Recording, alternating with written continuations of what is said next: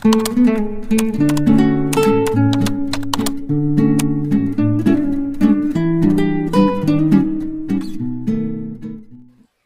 Dad, kumusta po ang check-up mo?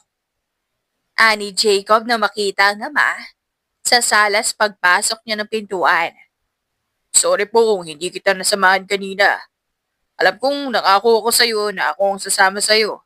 At hindi si Yaya Nelly pero kasi po, napakaraming inutos ni Kuya. Okay lang yon anak. Alam ko na bang mas mahalaga ang trabaho. Kung ako nasa katayuan mo, yun din ang unahin ko. Dad naman, wala na pong mas importante sa'yo. Tinitigan ni Jacob ang ama niya. Hinaplos niya ang balikat nito bago magpatuloy. Oo nga pala, Dad. Ano pong sabi ng doktor sa inyo? Umokay ka na raw po ba? May mga bagong gamot ba na nireseta sa'yo? Umiling ang matandang nakaupo sa wheelchair niya. Wala namang bagong reseta ng gamot, Jacob. Yun pa rin pero sabi ni Doc, kailangan ko pa rin magpa-check up weekly. Iniinom niyo naman po ba ang gamot niyo sa tamang oras, Dad? Bawal pong pumalya yun, ha? Oo naman. Pinapainom naman sa akin ni Nelly sa tamang oras sa mga gamot ko. Mabuti naman po kung ganun. Alam mo anak, damang-dama ko na tumatanda na ako dahil sa mga maintenance na iniinom ko. Minsan, napapaisip din ako sa dami kong iniinda sa katawan hanggang kailan kaya tatagal ang buhay ko. Daddy naman, matagal ka pang mabubuhay. Huwag kang mag-isip ng mga ganyan. Nakakabawas yan sa kagapuhan mo. Sus, ngumisi ang matandang si Alfonso. Inabot niya ang anak at ginulo ang buhok nito. Halika ka dito. Payakap nga sa bunso ko.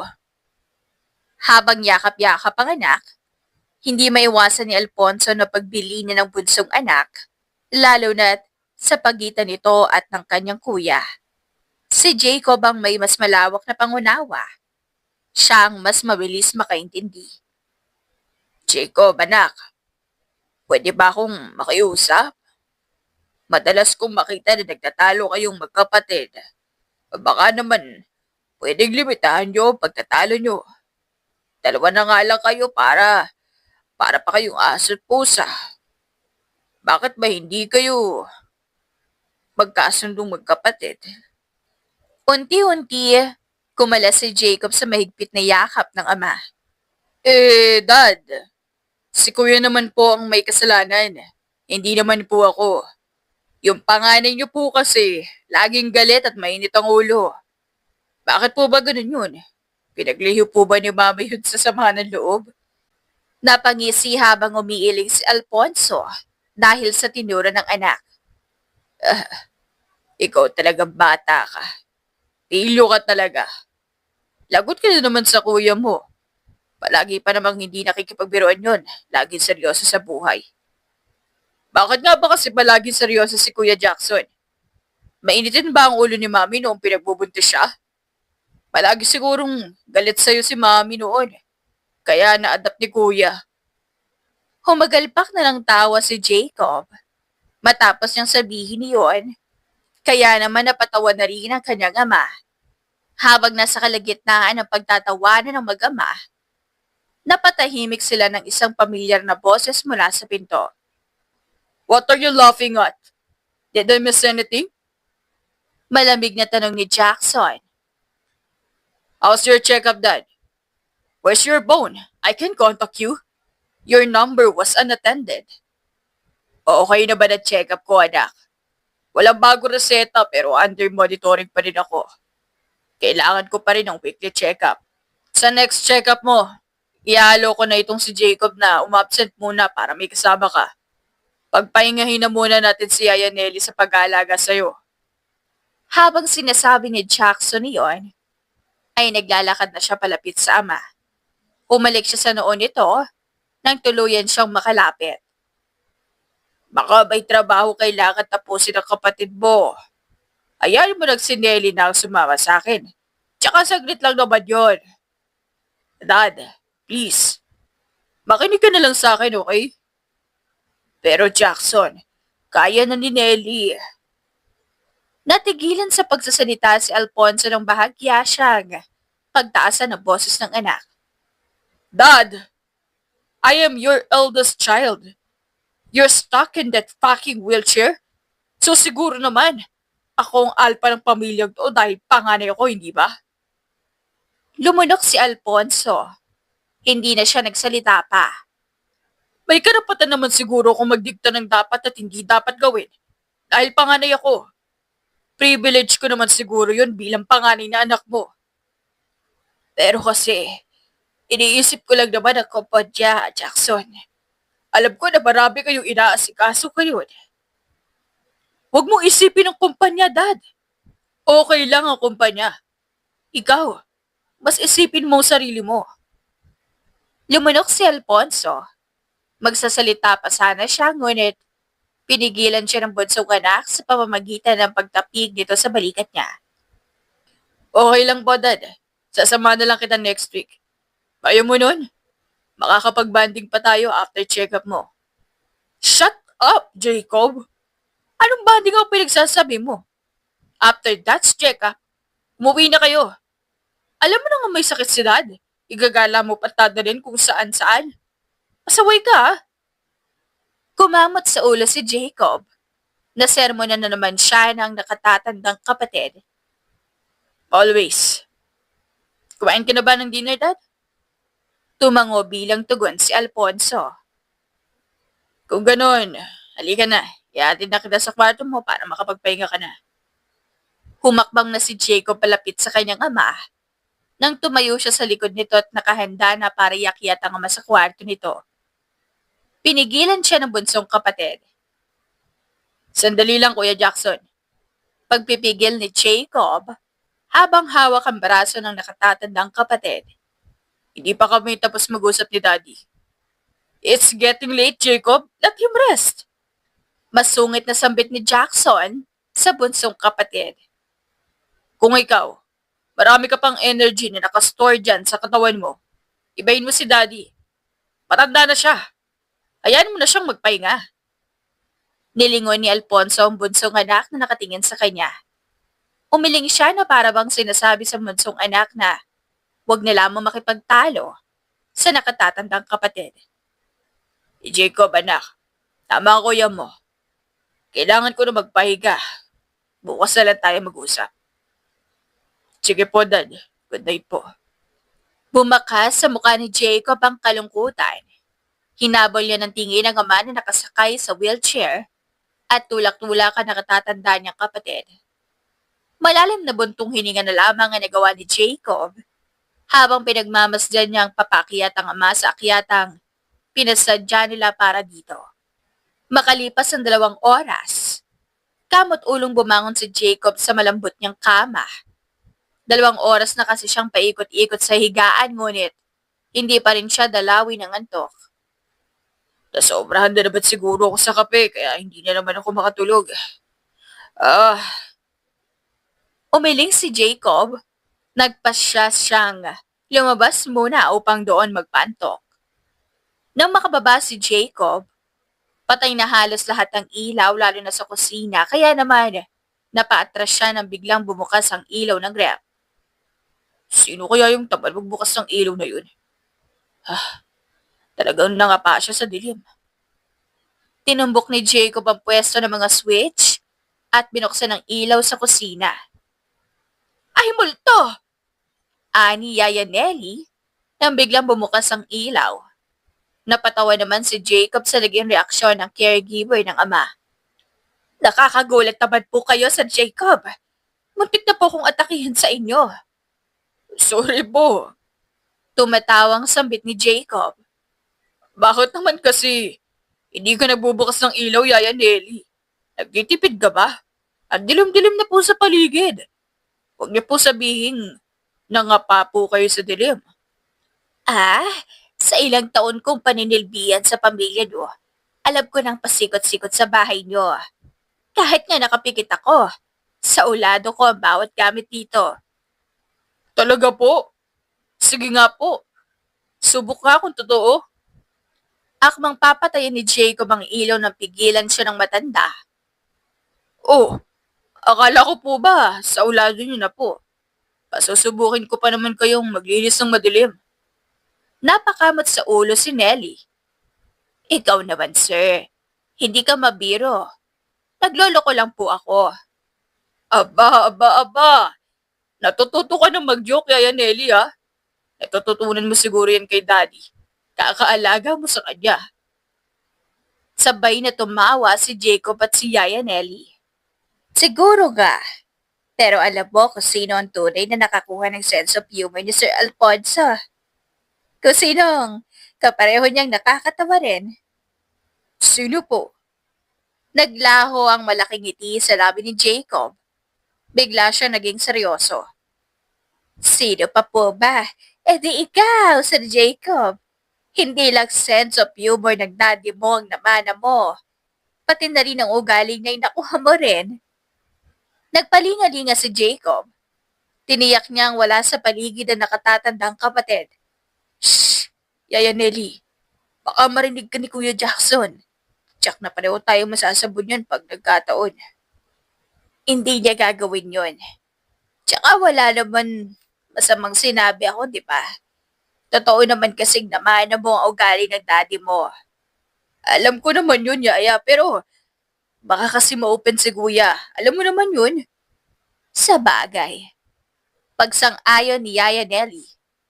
Sandali po, Sir Jacob. Mahaiba po ako. Anong oras na din po? Bakit po ba? Bumaba kayo? Nagugutom po ba kayo?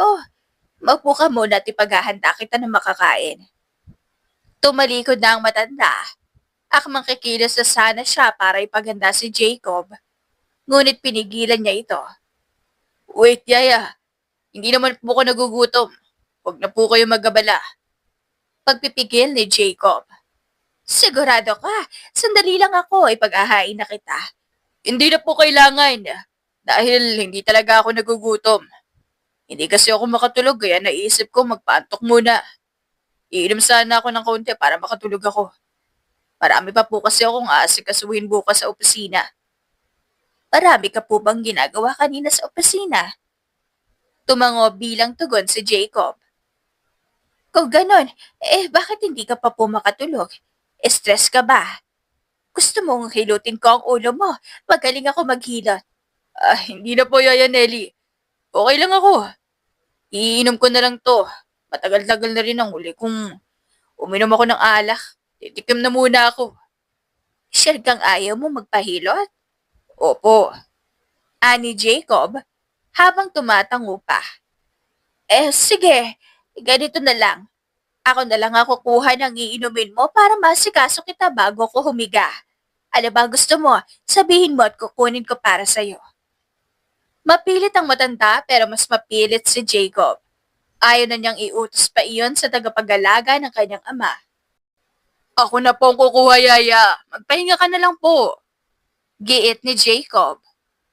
Maagang nagpahinga si Daddy kaya tsak na maaga rin yung magigising bukas. Magpahinga na po kayo para may strength kayong alagaan si Dad. Ayaw mo talagang asikasuhin kita? Nakaturo ang daliri ni Yaya Nelly kay Jacob habang hinihintay ang sagot nito. Nang tumango ang anak ng amo bilang tugon, muli niyang ipinagpatuloy ang kanyang sinasabi. Ayaw mo talagang magpapilit, ha? O siya, mauna na akong magpahinga sa'yo. Huwag kang magpakalasing na sobra, ha? Maaga ka pa bukas. Lumapit si Yaya Nelly kay Jacob at tinapik ang balikat nito. Kung may problema ka, ipagpasa Diyos mo yan para mapayapa ang isip mo. Mahirap yan, nagkikimkim ka ng problema. Ngumiti si Jacob bago magsalita. Wala po akong problema, Yaya. Okay lang po ako. Sure ka? Opo. Nakangiting sagot ni Jacob habang tumatango. Magpahinga na po kayo. Maiwan na kita. Pahinga ka na rin, ha? Hindi na sumagot pa si Jacob. Nang mawala na sa paningin niya ang matanda, kumuha na siya ng wine sa cabinet. Kinuha pa niya ang paboritong wine ng ama. Pagkakuha ni Jacob ay lumabas na siya at tumiretso sa pool area. Bit-bit ang wine at ang basong gagamitin niya. Samantala, masarap at payapa na ang tulog ni Jackson ngunit bigla siyang nagising dahil bigla niyang naramdaman na para siyang nahulog sa bangin. Pak! Inis na sambit niya. Babalik na sana siya sa pagtulog nang bigla niyang naramdaman ang malakas na hangin na nagmula sa gawing bintana. Pagtingin niya, napansin niyang nakabukas pala iyon kaya tumayo muna siya para isarado ito. Tumayo na si Jackson. Naglakad siya patungo sa bintana nang muling humangin ng malakas. Humawi ang kortina at doon nasilayan niya ang pool area. Nagsalubong ang dalawang kilay niya nang makitang naroon ang bunsong kapatid. It's getting late. Anong ginagawa ni Jacob doon? Umiling si Jackson. Sinarado niya ang bintana at kumuha ng robe bago puntahan ang kapatid. Pagbaba niya, Anong oras na? Anong ginagawa mo dito? masungit na tanong ni Jackson. Bago pa sumagot ang bunsong kapatid, alam na niya ang dahilan dahil napatingin siya sa hawak nito. You're drinking? Kuya Jackson, akala ko tulog ka na. Nakatulog na nga ako. Naalimpungatan lang. Malamig na sagot ni Jackson. Anong problema mo? Bakit nagiinom ka? Wala naman po kuya. Nagpapantok lang. Pampantok ba yan? Opo kuya. Tsaka, hindi naman ako iinom ng marami, kaunti lang. Hindi pa tapos sa kanyang sinasabi nang magsimulang maglitanya ang nakakatanda niyang kapatid, kaya pinili niyang manahimik at pakinggan ito. Stop making nonsense excuses, Jacob. Huwag ka lang talagang makapasok-pasok ng late bukas at idadahilan mo sa akin na masakit ang ulo mo. Lagot ka talaga sa akin. Tatanggalin talaga kita sa posisyon mo kahit palihitin mong anak ka ni Daddy. Hindi naman ako aabot sa ganun, kuya. Nagpapantok lang talaga ako kaya ako umiinom. I don't believe you. Siguradong nagre-rebelde ka kaya mo ginagawa yan. Porke ba hindi kita pinagbigyan na makausap pa si Dad? Tinaasan ni Jackson ng isang kilay ang bunsong kapatid. Be matured enough, Jacob. Kapag nag-resign na ako, ikaw nang hahalili sa akin. Paano mo mapapatunayan sa akin na worth it ibigay sa'yo ang posisyon ko kung simple hindi ka lang mapagbigyan? Nagtatampo ka na. Nagbuntong hininga si Jacob. Nagsalin siya ng wine at ininom niya iyon sa harapan ng katatandang kapatid. Bago ka magsalita ng kung ano-ano, kuya, bakit hindi mo muna pakinggan at itindihin ang mga sinasabi ko? Dahil sa panimula ni Jacob, bahagya natigilan si Jackson. Wala naman akong balak magpakalango sa wine. Hindi ako makatulog. Hindi ako dinadalaw ng antok kahit pa nakailang ikot na ako sa kama. Kaya naisip kong uminom muna ng wine habang nagpapahangin. I don't care about your lame excuses. Bitbitin mo yung mga yan at pumasok ka na sa kwarto mo. Matulog ka na't maaga ka pa bukas. Irresponsable. Dahil sa hindi magandang sinasabi na nakatatandang kapatid ni Jacob, nagpanting na ang magkabilang tenga niya. Iniahon niya ang kanyang mga paa sa tubig at saka tumayo sa harap ng nakatatandang kapatid. Bakit ganyan ka magsalita sa akin? Ilang beses ako nagkibit balikat pero sumasobra ka na, Kuya Jackson. Wala namang hingi sa atin ng tulong si Daddy na palaguin ng kumpanya dahil hindi na niya kaya magtrabaho. Never akong gumawa ng bagay na alam kong hindi niyo ikatutuwa ni Daddy. Lalo ka na, Kuya. Ginagawa ko na ba ng lahat para matuwa ka sa akin pero kaunting mali ko. Wala na. Natatabunan na yun ng mga tamang nagawa ko. Kapatid mo naman ako pero bakit parang hirap ka na pagkatiwalaan ako? Hindi nakasagot si Jackson. Para bang binusala ng bibig niya dahil naging tikumiyon habang nagsasalita ang bunsong kapatid ng mga hinanakit nito sa buhay. Ang hirap kasi sa'yo, palaging sarado ang isip mo. Nakapokus ka lang sa kung ano nakikita mo. Mabilis na dinampot ni Jacob ang wine glass at ang wine na dinala niya. Tinalikuran niya ang nakatatandang kapatid at binitbit yun papasok sa bahay.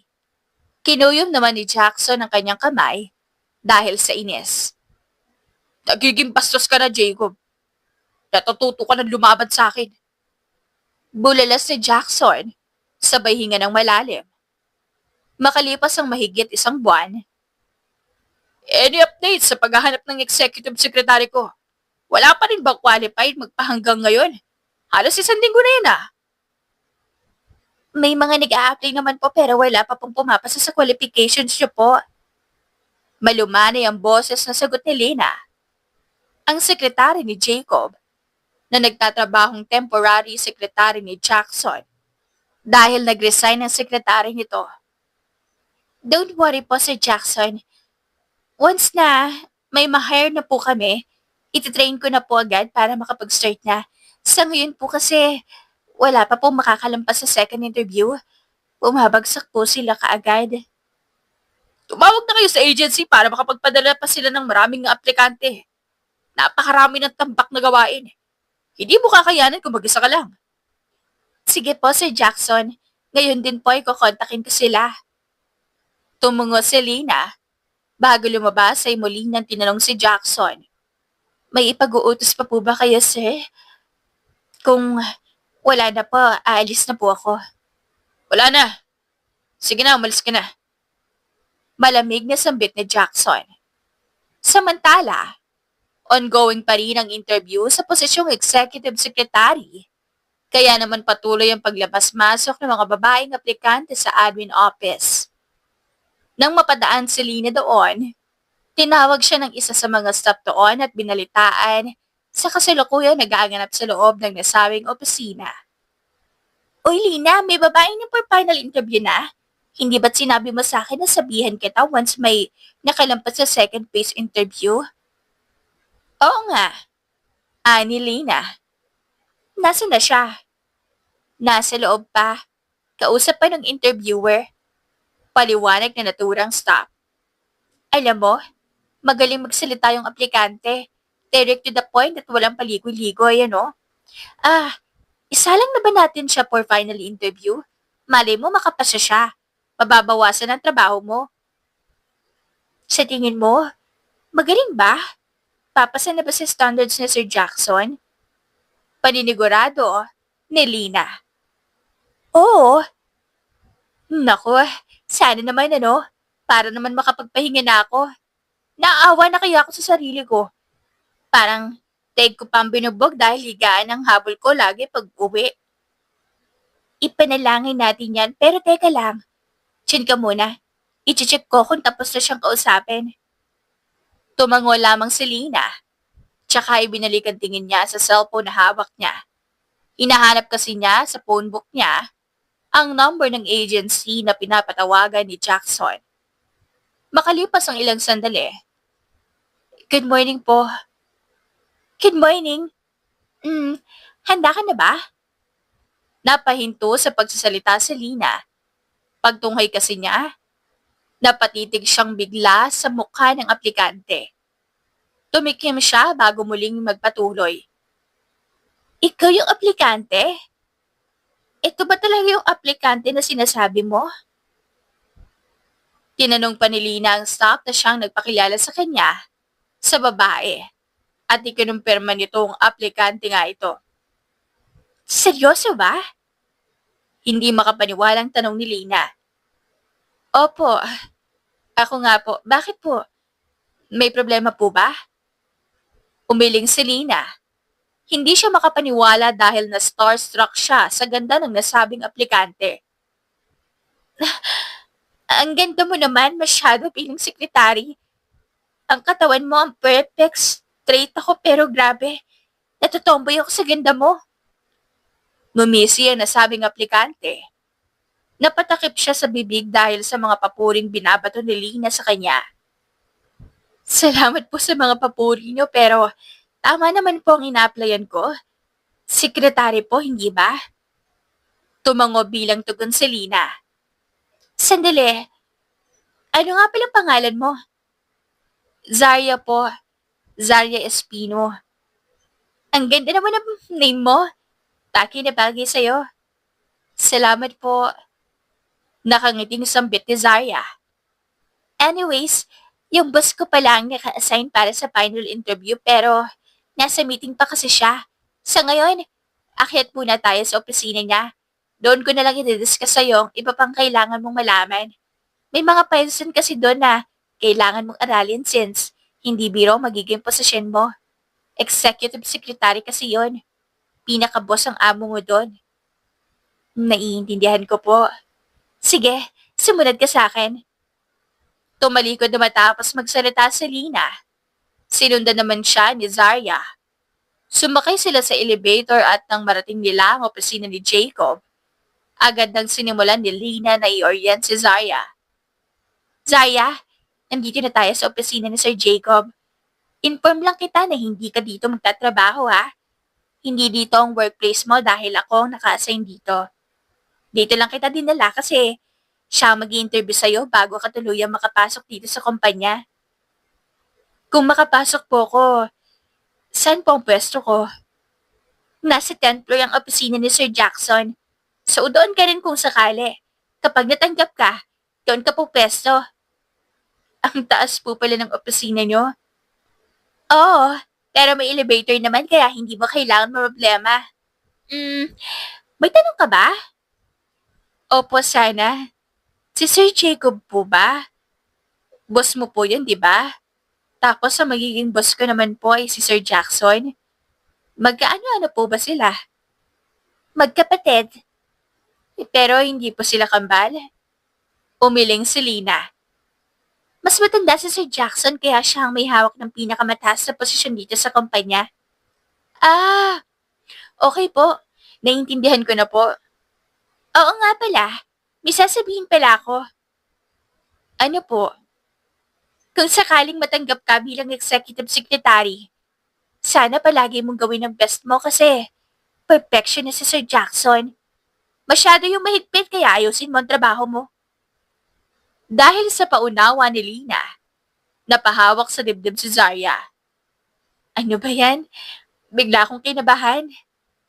Ngumiti si Lina. Lumapit siya kay Zarya at tinapik ang braso nito. Ano ka ba? Huwag ka kabahan. Hindi naman ako para i-guide ka.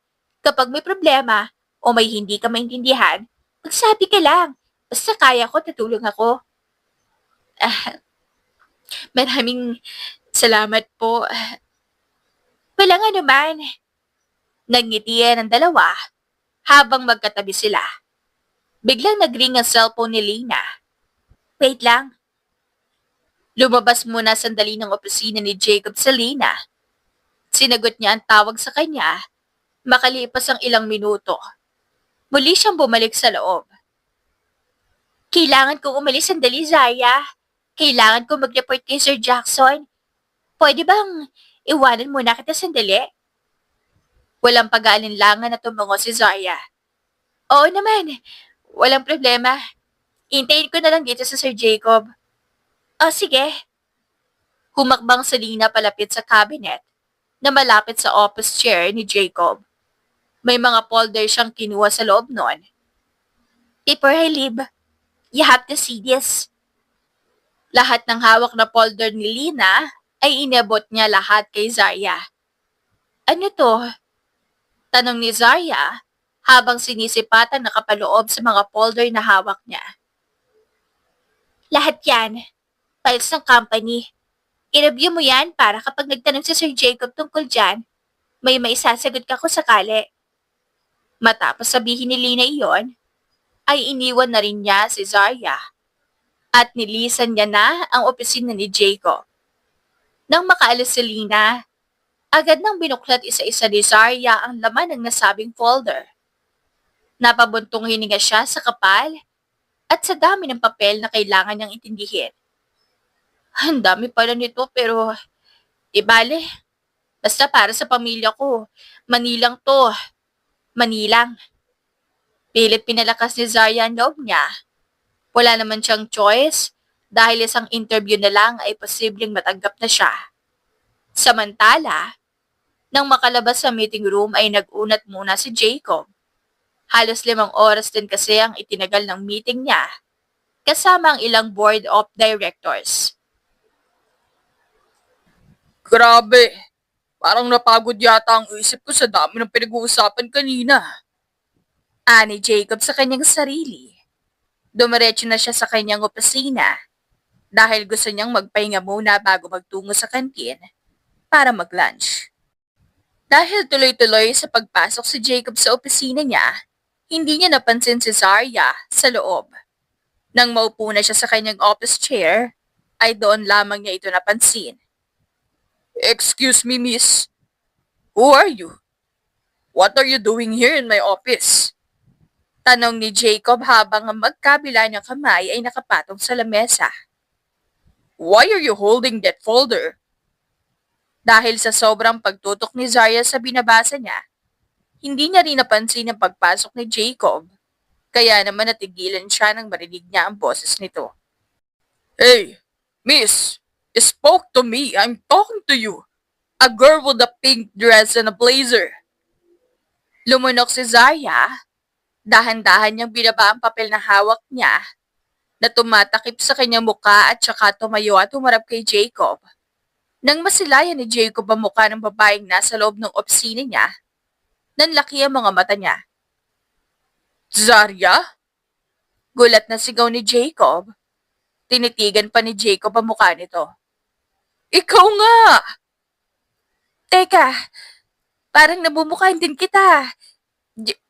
Jacob? Jacob? Ikaw nga! Sigaw rin ni Zarya nang matitigan pa sa malapitan si Jacob. Ilang taon na ang lumipas pero gustong-gusto mo pa rin Tagalogin ang pangalan ko. Tumatawang sambit ni Jacob. Tumayo siya at nilapitan si Zarya. Teka lang, sandali. Ano ba ginagawa mo dito sa opisina ko? Bakit ka nandito? Opisina mo? So, ikaw pala yung kapatid ni Sir Jackson? Akalain mo nga naman ano, may kapatid ka pala. Akala ko only child ka. Kapatid ko nga siya pero bakit ka nga nandito? Anong pakay mo? Final interview ko ngayon at dito ko dinala ni Lina, yung sekretary mo. Nag-apply kasi akong executive assistant ng kuya mo. Talaga ba? May ngiti sa labi na paninigurado ni Jacob kay Zarya. Nasaan ba siya? Sabi niya kasi sa akin na saglit lang siya mawawala. Inutusan ko siya. Hindi ko naman kasi alam na may inaasikaso pala siyang aplikante dito. Paliwanag ni Jacob. Teka, kanina ka pa ba? Tumingin si Zarya sa wristwatch na suot niya bago magsalita. Nag-iisang oras na rin akong naghihintay sa kanya. Ala ka, Selena talaga. Bakit hindi siya nag-abiso sa akin? E di sana lumabas ako kaagad sa meeting room. Nakakahiya, pinaghintay tuloy kita. Ano ka ba? Okay lang yun, Jacob. Kilala mo naman ako. Sanay ako maghintay. Kumamot sa kanyang noo si Jacob. Ngumisi siya bago muling magsalita. Teka, aplikante ka, di ba? Ako ang final interview mo. So basically, ahead ako sa'yo. Boss mo ko kaya hindi tayo first name basis dito. Tawagin mo akong sir. Ang formal mo naman. Rules are rules. Hindi ako ang pinaka-boss dito. Si Kuya Jackson yun, so kailangan nating sumunod. Perfectionist yun. Kaya sunod lang tayo, okay? Tumango bilang tugon si Zarya. Bye-bye ako, Zarya. Kailangan mo nang ihanda ang sarili mo. Ipapakilala na kita kay Kuya mamaya. Teka, ang bilis mo naman. Hindi mo pa nga ako nililigawan. Ipapakilala mo na ako kagad. Humagalpak ng tawa si Zarya matapos niyang sabihin niyon. Umakbang naman si Jacob, palapit sa kanya at saka pinitik ng mahina ang noo niya. Aray ko ha! Gaga ka. Puro kakalokohan. Ismid ni Jacob. 1 linggo nang hinihintay ni Kuya ang sekretary niya. Kaya alam kong gusto ka nun na makilala. Basta, pangako ka sa akin na magpapakabait ka doon. Ibang-iba pa naman sa ugali ko ang ugali nun. Hindi ka pwedeng paulit-ulit magkamali doon. Bakit? Bakit parang tinatakot mo ko? Hindi mo pa nga ako ini-interview eh. Wala nang final interview, Zarya. Ipinasa na kita, kaya nga. Nagbibili na ako kasi tanggap ka na. Seryoso ba? Hindi makapaniwala na tanong ni Zarya. Nang kinumpirma ito ni Jacob, gumuhit ang malaking ngiti abot tenga sa mukha niya. Sa kanya sinunggaban ng mahigpit na yakap ang amo. Thank you, Sir Jacob. Malaking tulong to para sa pamilya ko. Walang problema. Basta pagbutuhin mo ang pagtrabaho mo, ha? Huwag ka mag-alinlangan na magsabi kapag may problema. Oo naman. Alam ko naman na palagi kitang backup best friend kita eh. Kumalas lang sandali sa pagyakap si Zarya. Parang ngitian ni Jacob pero muli niya na naman itong niyakap ng mahigpit. Habang nasa kalagitnaan ng yakapan ng matalik na magkaibigan, dumating si Lina. Laking gulat niya na makita mula sa labas na magkayakap ang amo niya at ang aplikante na ina-assist niya. Anak ng... Mukhang balak pa yata ang agawang babae nito sa Sir Jacob sa akin. Nakaramdam ng pagkairita si Lina dahil sa kanyang nakita pero pinilit niyang ikalma ang kanyang sarili. Bago siya pumasok, kinatok niya ang glass door. Agad namang kumalas ang dalawa nang marinigan na sabing katok. Sir? Ani Lina. Nagawa ko na po ang inuutos niyo. Mabuti naman kung ganon. Itinungo ni Jacob ang ulo niya bilang pasasalamat. May iba ko, Lina. Nakapasa na itong si Zarya sa final interview. Mag-start ka nang i-orient siya. Sige po, sir. Sagot ni Lina. Tumungo siya at niyaya na si Zarya palabas. Halika na, Zarya. Ituturo ko na sa'yo lahat ng kailangan mong malaman. Ipapakilala na rin kita kay Sir Jackson pagkatapos natin. Hindi na nagsalita pa si Zarya. Tumango na lamang siya bilang tugon at saka sumunod kay Lina. Sa same floor, unang dinala ni Lina si Zarya. Bawat opisina ay pinakilala niya dito.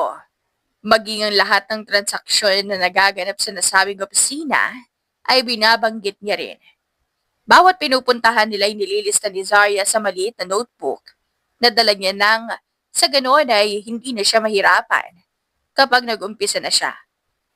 Matapos nilang mapuntahan ang lahat ng opisina sa bawat palapag, tinanong na ni Lina si Zarya kung handa na ba itong humarap sa kanilang big boss. Paano? Dalhin na ba kita kay Sir Jackson? Nag-message na kasi siya sa akin at sabi niya, inihintay ka na niya sa kanyang opisina. Kinakabahan man, nakangiting tumango si Zarya. Nang makita ni Lina ang sagot niya ay nagtungo na sila sa elevator. Nang marating nila ang opisina ng big boss, iniwan muna saglit ni Lina si Zarya sa labas ng opisina nito. Wait lang, sabihin ko si Sir Jackson na nandito ka na. Dumiretso pasok na sa loob si Lina. Pagpasok niya, nabutan niya nakaharap sa laptop nito si Jackson. Mukhang may ginagawa. Tumikim si Lina. Sir Jackson, nasa labas na po ang magiging bagong sekretary niyo. Tawagin ko na po ba siya? Sandali. Na-orient mo na ba siya? Did she already know the basics that she needed to know? Tumango si Lina bilang tugon. Siguraduhin mo lang, Lina. Alam mo, ayoko ng tatanga-tanga. Tatawagin ko na po siya, sir. Hindi sumagot si Jackson. As usual, nagmamaasim na naman siya. Paglabas ni Lina, nilapitan niya kaagad si Zarya at inabisuhan nito. Go with the flow ka lang ha. Mukhang mainit ang ulo ngayon ni Sir Jackson. Sige, ako nang bahala. Habang humahakbang papasok sa opisina ni Jackson si Zarya, palakas ng palakas ang tibok ng puso niya habang palapit siya ng palapit. Para bang gustong kumawala ng puso niya sa kanyang katawan ng sandaling iyon. Sir Jackson, si Zarya Espido po, bago sekretaryo mo. Magandang hapon po, Sir Jackson. Pagbati ni Zarya, tumungo rin siya bilang paggalang sa bagong boss. Walang imik na tumunghay si Jackson.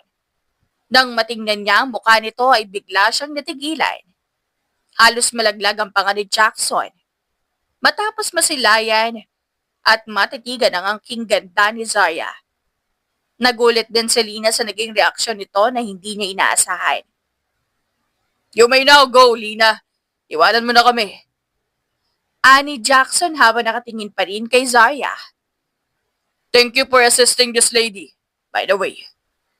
Mauna na pa ako, sir. Tumungo muna si Lina bago niya nilisan ang opisina ng Big Boss.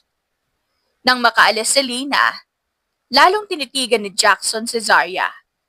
Nahihiya na nga ito pero pinilit pa rin niyang makipagtitigan dito ng mata sa mata. Are you sure you applied for the secretarial position?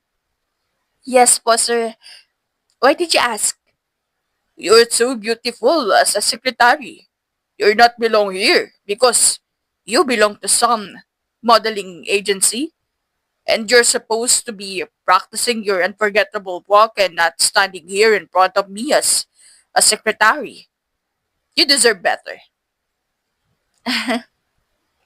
Thank you po sa papuri pero hindi ko po pinangarap ang ganyan. Gusto ko lang po sa buhay ay maprovide ng pangangailangan ng pamilya ko. Yan lang po. Wow! Beautiful inside and out. I like it. Nakangiting sambit ni Jackson. Ngumiti rin pabalik si Zarya. By the way, alam mo na naman siguro ang mga dapat mong gawin, di ba? Naituro naman na sa'yo ni Lina kanina. Opo, sir. Nainotes ko din naman po kanina habang ino-orient niya ako. Very good. Ngayon pa lang, gusto ko na yung performance na pinapakita mo. Matalino ka at madiskarte. Mukhang magkakasundo tayo. Salamat po, Sir Jackson. Natutuwa po kung marinig yan mula sa inyo. Tumango si Jackson. Ang maliwalas na mukha niya mula pa noong nakita niya si Zarya ay hindi pa rin nagbabago. Para bang na-love at first sight siya dito. Okay. Yung mga gagawin mo nakapatong na sa ibabaw ng lamesa mo. May mga presentations doon na kailangan mong gawin ng minutes. Make it in a PowerPoint presentation bago may forward sa business email ko. May mga deadlines naman na nakalagay doon kaya alam mo kung kailan mo kailangan i-comply. Yung meeting na inattendan ni Jacob kanina, paki-include mo rin. Gawan mo ng summary. Kailangan ko yon the next day after tomorrow. Sir Jackson, sorry po pero wala po ako sa meeting kanina. Paano ko po? Hingin mo sa IT department ang full coverage ng meeting kanina. Nire-record nila yon for emergency purposes. Magpagawa ka na rin ng ID mo dahil may policy tayo na no ID, no entry. Hindi ka makakapasok sa entrance. Sige ka. Noted po yan. May sasabihin pa po ba kayo? Kung wala na po, pupunta na po ako sa IT department. Wala naman. You may go now. Muli nang binalik ni Jackson ang tingin niya sa laptop na nasa harap niya habang si Zarya na rin ay dumiretso na sa area niya. Pagtingin ni Zarya sa table niya, halos manlambot ang mga tuhod niya. Start ko na ba kagad? Hindi ba parang mabilis naman yata? Ang dami nito. Kaya ko bang gawin to? Lahat? Oh my God. Sa dami nito parang mauuna pa yata akong mamatay bago matapos to eh. Parang ako yata ang unang matatapos. Hindi na alam ni Zarya kung ano ang una niyang gagawin. Kaya inisa-isa na lamang niyang sinilip ang bawat laman ng bawat isang folder. Kunin ko nga muna sa IT department ang inuutos ni Sir Jackson. Tsaka na nga itong sandamakmak na paperworks na to. Huminga ng malalim si Zarya. Iniwan muna niya ang area niya upang kunin ang full coverage ng naganap na meeting kanina. Yun muna ang inuna niya. Nang makabalik siya, muling ang binalikan ng mga naiwang gawain. Habang kinakausap niya ang kanyang sarili, biglang dumating si Lina. Lumapit ito at tumabi sa kanya. Ayos ka lang? Kailangan mo ba ng tulong? Buti dumating ka, Lina. Mababaliw na ako dito. Ang dami palang natambak na trabaho dito. Akala ko after training pa ako magsisimula. Ngayon na pala agad? Expected ni Sir Jacob to, kaya pinapunta niya ako dito. Pinapunta niya ako para tulungan ka. Talaga? Pasabi, maraming salamat. Sobrang na-appreciate ko talaga to. Dahil sa sinabing iyon ni Zarya, nagsuot si Lina ng peking ngiti. Ang tuwang naramdaman niya kanina kay Zarya ay napalitan na ng inis dahil sa naging reaksyon ng magkapatid matapos siyang makita ng mga ito. I think I smell something fishy. Parang there's something between Zarya and Sir Jacob. Kung ano man yun, aalamin ko yun. Hindi pwedeng sapawan ako ng baguhan na to. Inis na inikot ni Lina ang kanyang mga mata matapos niyang kausapin ang kanyang sarili. Habang nagsisimula na magtrabaho si Zarya, nakatayo lamang si Lina sa harap niya. Tumunga nga pa nga ito ng ilang sandali bago tuluyang tumulong sa bagong salta. Makalipas ang isang oras, it's already 4:30 p.m. Zarya. Pwede na ba kitang iwan dito? Kaya mo ba? 5 p.m. kasi ang end ng office hours. So kung gusto mo, pwede ka na rin mag-ayos ng gamit mo paunti-unti. Okay na, Kalina. Pwede mo na akong iwan. Maraming salamat sa tulong mo, ha. Kung hindi dahil sa'yo, baka hindi ko na alam kung anong uunahin ko.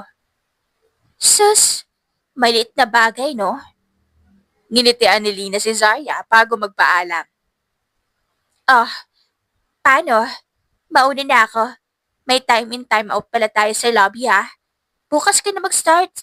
Since wala ka pa namang ID, mag-logbook ka na muna. Sige, salamat Yung clothes mo, formal attire ang appropriate clothing sa company. Just like what I'm wearing. Nag-search ka sa mga online platforms ng example. Mauna na ako. Hindi na hinintay pa ni Lina ang sagot ni Zarya. Iniwan na niya ito. Hinayaan na lang din ni Zarya at hindi na sumagot pa. Kinagabihan. Kumusta naman ang kumpanya, mga anak? Maayos na ba? Tanong ni Alfonso sa dalawang anak na magkatabing nakaupo sa harap niya. Kasalukuyan kasi silang kumakain ng sabay-sabay. The company is fine. Kanina nakipag-meeting kami together with the board members. Sa katunayan nga, gustong-gusto nila ang bagong progress ng company natin. They even said that our company is getting bigger. Proud na sambit ni Jackson. Malaki pa ang ngiti niyang abot tenga habang sinasabi iyon. Is that true, Jacob? Tanong ni Alfonso sa bunsong anak na tila wala sa sarili. Jacob, are you listening? Opo. Totoo po ang sinabi ni Kuya. Utal na sagot ni Jacob sa ama. Nagsalubong ang magkabilang kilay ni Alfonso. Nilunok niya ang pagkaing sinubo niya bago punahin ang anak na tahimik kumakain. You look distracted, Jacob. Anything that bothers you? Wala naman po, Dad. Pagod lang po sa trabaho. Saan ka naman napagod, Jacob? Pareho lang naman tayong umaattend sa meeting kasama ang board. We share the same task pero hindi naman ako ganyan ka-drained. Ang sabihin mo, naparami ka ng inom kagabi. Masakit ang ulo mo kaya yan. Nag-inarte ka. Dahil sa mga binitawang salita ng kanyang panganay, napabuntong hininga si Alfonso. Alam niyang hindi maganda ang mga binitawang salita ni Jackson, kaya alam niyang maaari itong mag-ugat ng pagtatalo. Jackson, anak, hayaan mo na ang kapatid mo. Ikaw ang panganay, intindihin mo na lang. Binibaby mo kasi yan, Dad. Kaya tumatandang lampa. Bantay ang tingin ko sa inyong dalawang magkapatid. Wala akong pinapaboran. Kung yun ang iniisip mo, pasensya na, pero pantay ang pagtingin ko sa inyo. Ayoko lang talaga na nagtatalo kayo. You're defending him most of the time. Palagi ako yung pinagsasabihan nyo kahit na yung bunso nyo mali. Ganun ba ang fair treatment para sa inyo? Jackson, you don't have to explain, Dad. Naiintindihan ko naman po. Tumayo na si Jackson. Uminom lamang siya ng tubig at saka naglitanya. Magpapahinga na ako. Nawalan na ako ng gana. Habang naglalakad palayo sa hapag si Jackson, nasa kanya ang atensyon ng ama.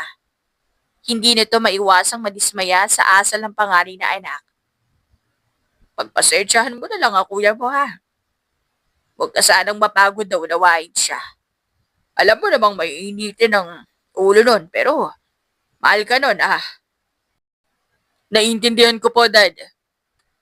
Wala pong problema sa akin. Ang pinagtataka ko lang po, bakit ganun kabilis magalit si kuya? Parang mundo ang kalaban niya. Hindi mo masabing woman hater kaya galit sa mundo kasi hindi pa naman yun nagkaka-girlfriend. Muling sumubo ng pagkain si Jacob. Nginuya muna niya ito bago muling magpatuloy. Hindi pa naman nagkaka-girlfriend si kuya, di ba? Wala pa naman kasi siyang pinapakilala sa atin. Tumango si Alfonso. Sumang-ayon siya sa sinabi ng anak. Sa tingin ko, magbabago yung kuya mo kapag nakilala niya babaeng magpapahinto ng mundo niya. Babaeng may katangiang wakasan ng ganong pag-uugali ng kapatid mo. Dapat ko na bang ihanap si kuya na magiging girlfriend? Para naman maging mabait na siya sa atin. Gumiti si Alfonso dahil sa suwestyon ng anak. Inubos muna niya ang laman ng bibig niya bago siya magsalita. Parang gusto mo yatang ibugaw ang kapatid mo ah. Kung yun lang ang paraan para bumait si kuya, why not, di ba? Ipakilala ko kaya siya sa mga kaibigan ko noon. Dad? Oh, marami ka namang kakilala na may anak na babae, di ba? What if ipakilala mo kaya siya sa kanila? I-set up mo sa blind date si kuya. Malay mo naman po. Nako, Jacob. Ni minsan ay hindi ko binalak gawin yan. Ayoko ng mga ganyan. Ayokong ako magdidikta ng babaeng nararapat para sa inyo dahil karapatan nyo yun. Hindi kailangan maghanap ng pag-ibig dahil kusa yan dumarating kapag panahon mo na. Tsaka kung para sa'yo, kahit matagal pa yan dumating, basta para sa'yo, ibibigay naman ni Lord yun eh. Basta maging patient ka lang. Tama naman po kayo, Dad. Pero speaking of para sa'yo, Dad, do you still remember Ria? Ria! Your childhood best friend slash your crush from elementary to college. Pangalan pa lamang ang binanggit ni Jacob, pero sumobra naman sa pag-describe ang daddy niya. Hindi tuloy niya napigilang matawa. Ano ba yan? Dandaman! Kamot sa ulo na sambit ni Jacob. Grabe naman description yan. Pangalan pa lang ang binabanggit ko eh. Sorry, Jacob. Sa halos araw-araw mo kasing pagbanggit sa akin ang pangalan niya noon eh. Hindi ko na siya nakalimutan. Siya lang kaya ang babaeng pinakilala mo sa akin. Proud na sambit ni Alfonso. Pumihit siya at humarap sa bunsong anak. Teka, bakit nga pala bigla mo siyang nabanggit? Nagbalik na ba siya? O may balita ka na ba ulit sa kanya? Masayang tumango si Jacob. Halos abot tenga pa nga ang ngiti niya. Nakita ko siya kanina, Dad. Talaga? Saan? Tinitigan ni Alfonso ang anak at itsura niya ay para bang interesado siya sa sasabihin ni Jacob. Saan mo siya nakita? Sa office, Dad. Nag-apply siya bilang sekretary ni Kuya. Talaga? Tanda ko pa yung sinabi mo noon. Sabi mo, nangako kayo sa isa't isa na kapag nagkita kayo ulit, ipagpapatuloy nyo na yung naudot yung pagbabahalan. Sabi mo sa akin na itutuloy nyo na yung pag-ibig na pinagpahinga nyo muna. Nagsimula ng kiligin si Alfonso para sa anak. Bentobi nga kayo kasi nagkita kayo ulit eh. Si Lord na ang gumawa ng paraan para sa inyo. Alam mo ba, Dad? Nung sinabi ko sa kanya, natanggap na siya kahit hindi ko pa siya ni-interview. Nagulat ako kasi niyakap niya ako ng mahigpit. Napawi ang pagkamis ko sa kanya dahil sa yakap na yun. Akala ko hindi na kami magkikita ulit eh. Iba kasi magbiro ang tadhana kaya tingnan mo ang nangyari. Pinagtagpo kayo ulit. Abot kamay ko na lang siya, Dad. Sobrang lapit na niya sa akin eh. Kaya nga i-grab mo na. Ligawan mo na agad na wala na paligoy-ligoy pa. Tsaka na dad, hanap pa ako ng magandang tiyempo eh. Gumiti si Jacob. Pakiramdam niya ay nakatungtong siya sa alapaa. Anyways dad, tapos na po akong kumain, ikaw. Tapos na rin. Ipinagsali ni Jacob ng tubig ang ama. Nang matapos itong uminom, inilipat na niya ito at isinakay sa wheelchair nito at saka marahang itinulak upang ihatid sa kwarto. Good night, Dad. Good night, Sad. Sweet dreams. Bago tuluyang iwanan ni Jacob ang ama, humalik muna siya sa noon nito. Niyakap na rin ito bago lumabas sa kwarto ni Alfonso. Makalipas ang mahigit 2 buwan, bulong-bulungan sa buong building ang bigla ang pagbabago ni Jackson. Ang imahe kasi nitong masungit at suplado ay unti-unting nawala, lalo na't naging palabati na ito sa mga empleyado na bumabati sa kanya. Alam mo, girl, mas gusto ko yung bagong Sir Jackson. Hindi na kasi siya magagalitin at ang gaan na rin niyang kausap. Hindi gaya noon na matatakot ka talaga na humarap sa kanya. Turan ni Lina sa kahut-hutang dila niya. Kahit naman kami, mas gusto din namin na bago Sir Jackson. Mas magaan kaya magtrabaho kapag magaan ang loob mo sa boss mo. Pagsang-ayon na sambit naman ng kausap ni Lina. Pero alam mo, Lina, nagtataka lang ako. Sa tinagal-tagal ng panahon, bakit kaya bigla siya nagbago? From being a monster, he turned into a prince. Hindi kaya nakulam si Sir Jackson? Kumamot sa ulo si Lina. Pinalo niya ng mahina ang braso ng kausap niya bago siya tumugon. Tiyaga, hindi na uso ang kulam at barang sa panahon ngayon. Tsaka wala ka sa lugar, no? Nasa syudad ka, remember? Nakakapagtaka naman kasi. Hindi kulam ang tawag sa nangyari kay Sir Jackson. May ibang dahilan. Ano naman? Hindi mo ba naisip na nagsimula lang ang pagbabago ni Sir Jackson nang dumating ang bagong sekretary niya na si Zaya? Hindi naman siya ganoon noon. Untouchable nga siya, di ba? Pero tingnan mo ngayon. Nakikita na siyang kumakain sa kantin. Oo nga, no? Bakit kayo ko lang na-realize yun? Hindi makapaniwala na sambit ng kausap ni Lina. Tumatango-tango pa ito habang iniisip ang konklusyon na yon. Ikaw, nag-silent ka bilang sekretary ni Sir Jackson nung nag-resign ng sekretary niya, di ba? Sa tingin mo, may something kaya sa kanila ni Zarya? Ewan, siguro. Pero alam mo kung ano ang napansin ko? Yang si Zarya. Nagpapa-impress yan kay Sir Jackson. Nagpapabibo. Kaya biglang nag-character development ang big boss natin. Kung si Zarya talaga ang dahilan, dapat natin ipagpasalamat na nag-apply siya dito dahil siya ang nakapagpabait kay Sir Jackson. Dahil sa papuri na sinambit ng kausap niya para kay Zarya, nagbanting ang mga kabilang tenga ni Lina. Inikot niya ang mga mata niya bago sumagot. Wala tayong dapat ipagpasalamat sa kanya. Alam mo kung anong dapat natin gawin? Maalarma. Nagtaka ang kausap niya. Bakit naman? Yang si Zarya, hindi lang naman kay Sir Jackson lumilingkas yan. Pati rin kay Sir Jacob, tinutuhog niya ang magkapatid. Uy, mabigat na accusation yung sinasabi mo ha. May basihan ba yan? Baka mamaya chismis lang naman yan. Papagalitin pa tayo. Totoo ang sinasabi ko. Alam mo bang nakita ko magkayakat sa Sir Jacob at si Zarya noong final interview niya?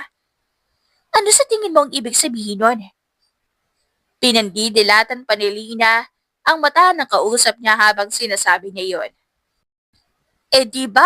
Na-hire siya? Mali mo naman natuwala kaya nakayakap bigla sa boss. Ikaw naman. Baka na-misinterpret mo lang. Malay mo rin magkakilala sila. Huwag mo gawa ng issue. Hindi ko siya ginagawa ng issue. Sinasabi ko lang kung ano yung napapansin ko. Ay, nako girl. Napapranig ka lang. Naiingit ka lang siguro kay Zarya kasi siya, nayakap niya si Sir Jacob. Eh, ikaw hindi pa. Di ba crush mo yun si Sir? Ako pa naiinggit? Bahala ka nga dyan. Iritableng inikot ni Lina mga mata niya. Saka siya tumayo mula sa kanyang kinauupuan.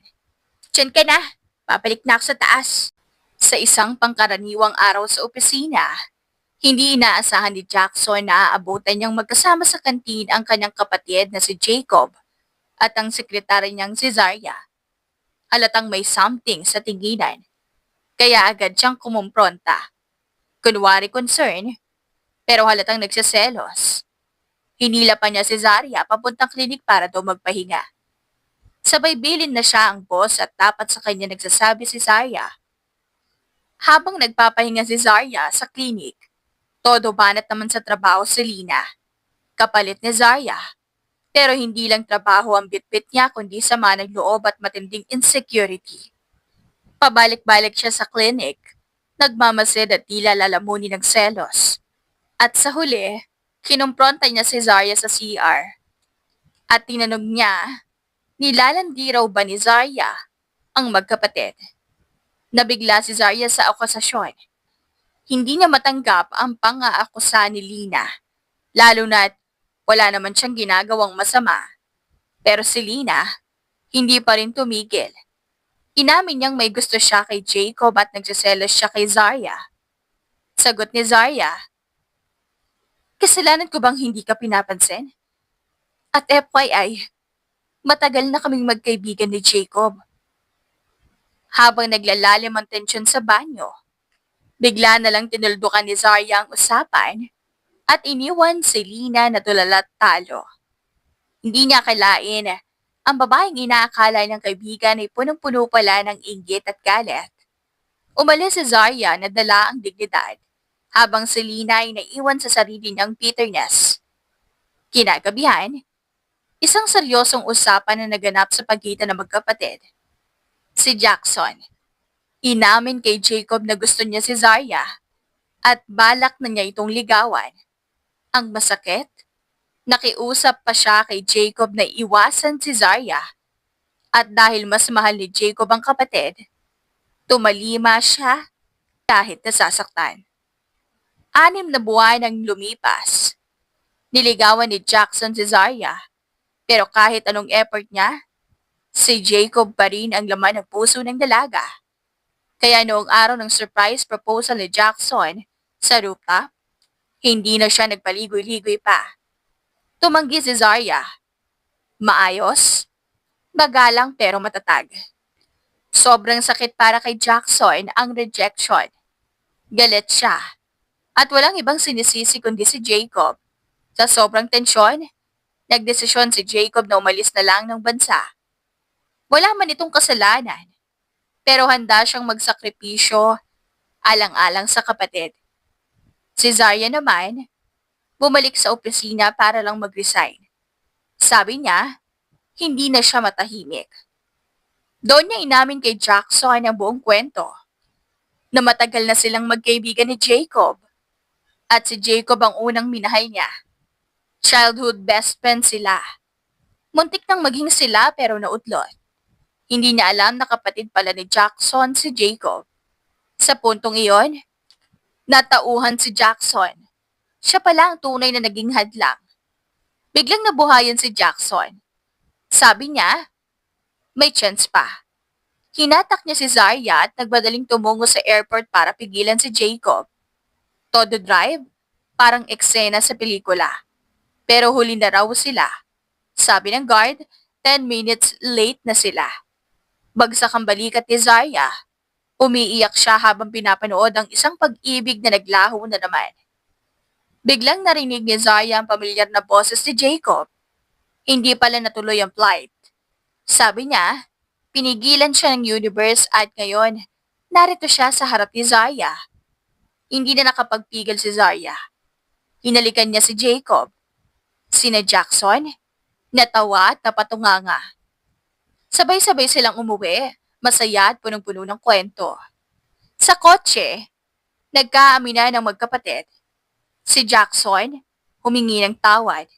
Si Jacob, walang sama ng loob.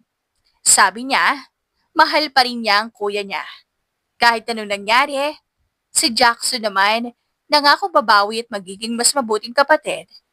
Parang telenovela na may happy ending.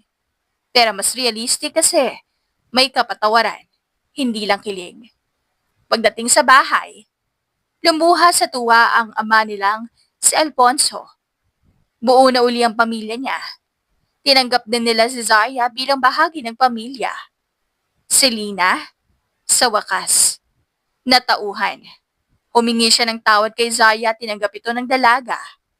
Sa huli, napatunayan nilang lahat na ang tunay na pag-ibig. Naparomansa o pamilya ay laging may daan pabalik kung handa kang patawarin at magmahal muli.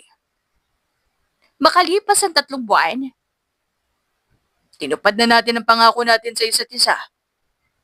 Nakapag nagkita na tayong muli, ang naudlot nating pag-ibig ay ipagpapatuloy natin. Ngayon sa akin ka na at sa'yo na ako. I-level up na natin ang relasyon natin. Level up? Anong ibig mo sabihin, Jacob? Gumisi si Jacob. Saka siya dumukot sa kanyang bulsa. Saksi ang buwan at mga bituin kung gaano karaming beses akong humiling na sana. Makita na ulit kita. Ngayong natupad na ang hilihiling ko sa kanila, hindi na kita papakawalan pa. Dumuhod si Jacob sa harap ni Zaya. Zarya Espino, pwede na ba kitang maging asawa? Will you marry me? My best friend? My first love? My Zarya? Walang alinlangang iniabot ni Zaya ang kanyang kamay kay Jacob. Nangako ako sa'yo, kaya may pananagutan ako. Kaya oo, Jacob, pumapayag ako maging asawa mo. Nakangiting tumayo si Jacob. Hindi pa nga niya naisusuot ang singsing ay tumayo na siya para yakapin ang babaeng. Ngayon ay piyansay na niya. Hoy, yung singsing ko! Hirit ni Zarya. Kamot ulong napatawa na lamang si Jacob. Oo nga pala, sorry, na-excite kasi ako. Sira ulo ka talaga. Saad ni Zarya habang napapailing na lang. Pagkatapos ng proposal, wala ng araw na inaksaya sina Jacob at Zarya. Nagplano na kaagad sila ng kasal at naganap rin iyon pagkatapos ng 3 buwan. Ang kanilang wagas na pagmamahal ay nagbunga ng kampal na babaeng pinangalanan nilang Kyren at Kyra. Naging masaya at magaan na rin ang pamumuhay nila at gumaling na rin si Alfonso sa kanyang sakit. Tuwang-tuwa rin siyang inaalagaan ang mga magaganda niyang apo. Wakas! If you like the story, please like and subscribe for more wonderful stories. Paalam!